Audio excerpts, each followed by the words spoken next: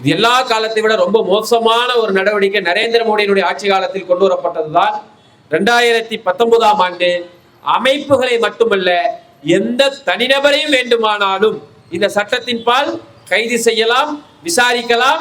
அவர்களை இந்த சட்டத்தின் கீழ் கைது செய்வதற்கான எல்லா கதவுகளையும் திறந்து விட்ட பொழுது தோழர் செல்வா அவர்கள் பேசும்போது சொன்னார், இந்தியாவில் இருக்கக்கூடிய காங்கிரஸ் கட்சி, திமுக, அதிமுக உள்ளிட்டு இருக்கக்கூடிய எல்லா கட்சிகளும் இந்த உமர் காலிதுக்காகவும் சர்ஜில் இமாமுக்காகவும் வீதியில் இறங்கி போராட வேண்டும், கருத்துக்களை தெரிவிக்க வேண்டும் என்று. இந்த மாதிரி ஒரு நிகழ்வு நடக்க போகிறது இந்த சட்ட திருத்தத்தால் என்று அன்றைக்கு பாராளுமன்றத்தில் பேசிய 3 கட்சிகள் தான். அதில் 2 கட்சி மார்க்சிஸ்ட் கம்யூனிஸ்ட் கட்சியும் இந்திய கம்யூனிஸ்ட் கட்சியும். மற்ற எல்லா கட்சிகளும் இதை ஆதரித்தார்கள்.